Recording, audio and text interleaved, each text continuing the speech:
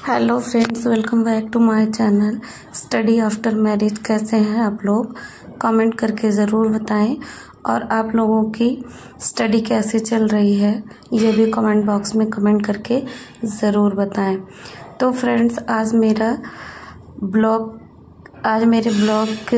के शुरुआत दिन के 10 बजे हो रही है, क्योंकि आप लोगों को पता ही है कि मैं एक हाउसवाइफ हूँ और एक हाउसवाइफ के पास कितना सारा काम होता है। तो मैंने पहले अपना सारा काम ख़त्म किया, उसके बाद मैं पढ़ने बैठी हूँ। फ्रेंड्स, कुछ लोग कहते हैं फैमिली के साथ हैं, कुछ लोग कहते हैं अकेले हस्बैंड के साथ हैं।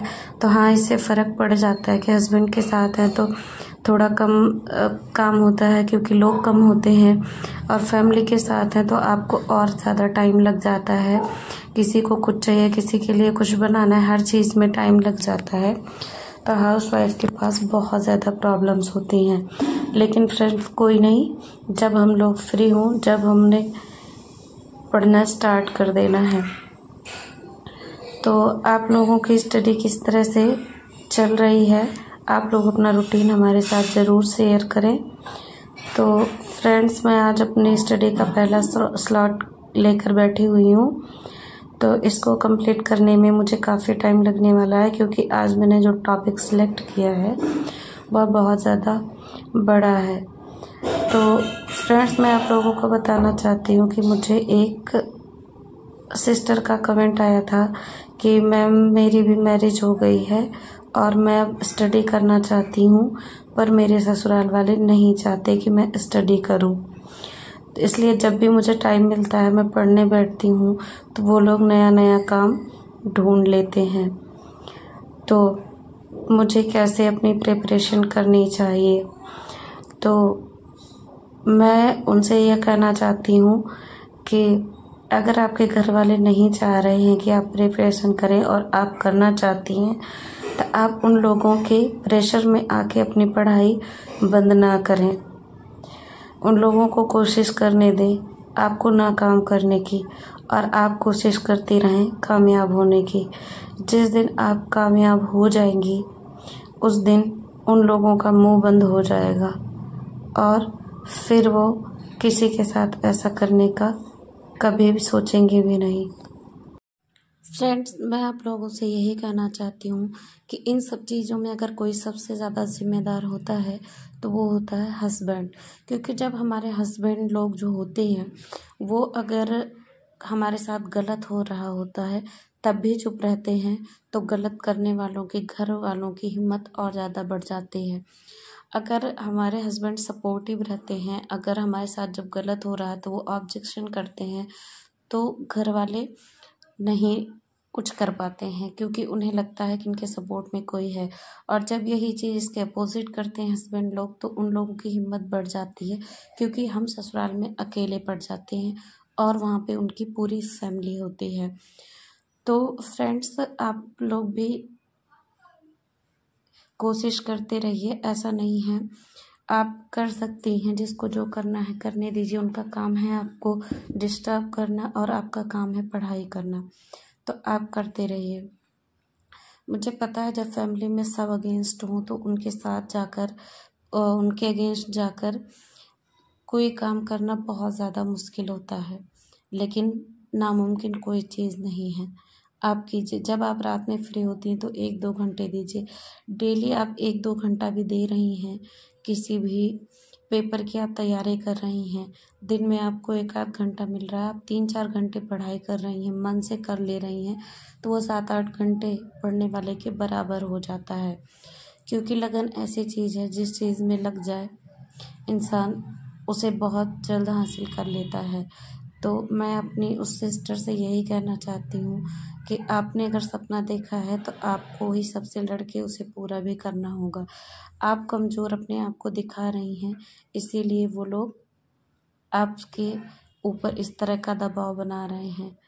तो फ्रेंड्स, मेरा स्टडी करते करते बहुत ज़्यादा टाइम हो गया था, तो मैं थोड़ा टहल के पढ़ने लगी थी, क्योंकि बैठे बैठे बोर हो रही थी मैं। तो मैं थोड़ा टहल के पढ़ने लग गई थी और लाइट भी चली गई थी, तो मैंने खिड़की खोल ली थी, रोशनी आ रही थी। तो मैं थोड़ा टहल के पढ़ रही थी, इससे मेरा वॉक भी हो जाता है और काफ़ी टाइम से जो मैं बैठ के पढ़ रही थी उससे भी थोड़ा अच्छा हो जाता है फिर।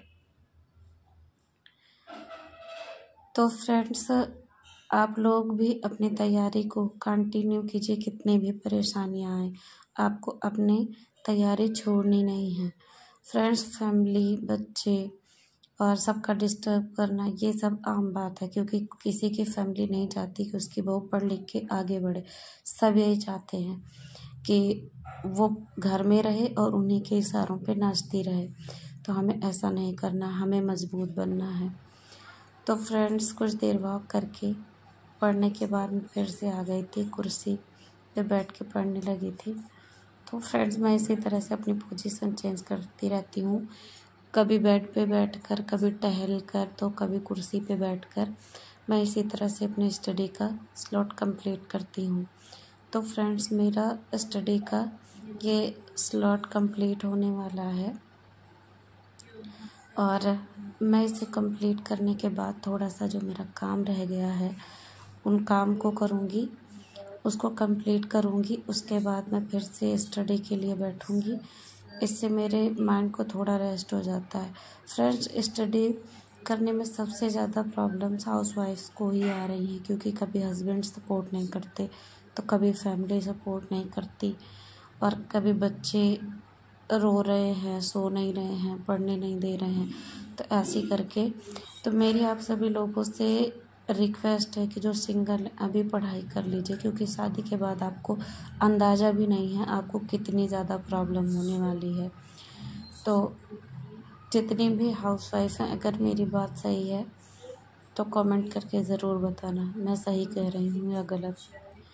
तो फ्रेंड्स, मैं अपनी सभी बहनों को चाहती हूँ कि वो पढ़ लिख कर आगे बढ़ें, ताकि आफ्टर मैरिज उन्हें कोई दबा ना सके, उन्हें कोई अपने इशारों पे नचा ना सके। आप जब फाइनेंशियल इंडिपेंडेंट होती हैं तो हर कोई आपको दबा नहीं सकता है, क्योंकि आपको किसी के इशारों पे नाचने की ज़रूरत नहीं होता है। आप हर तरह से सक्षम होती हैं अपने कार्य को करने में। इसीलिए मैं आप लोगों से बार बार रिक्वेस्ट करती हूँ कि आप अपनी स्टडी को कंटिन्यू कीजिए, या फिर आपके अंदर कोई और स्किल है जो आप डेवलप करना चाहती हैं, जैसे सिलाई, कढ़ाई, पार्लर, ये सब चीज़ हो गया। आप जो भी करना चाहते, कुछ ना कुछ आप करिए जिससे आप फाइनेंशियल इंडिपेंडेंट रहें। जब आप एक एक रुपये दूसरे से मांगती हैं तो आप अपना सेल्फ रिस्पेक्ट खो देती हैं, और दूसरे भी आपको एक एक पैसे के लिए मजबूर करते रहते हैं। तो फ्रेंड्स, फिर मिलेंगे इसी तरह के एक स्टडी ब्लॉग के साथ। मेरी वीडियो आप लोगों को कैसी लगती है कमेंट करके ज़रूर बताएं, और अगर वीडियो अच्छी लगती है तो वीडियो को लाइक, शेयर और चैनल को सब्सक्राइब करें। Thanks for watching.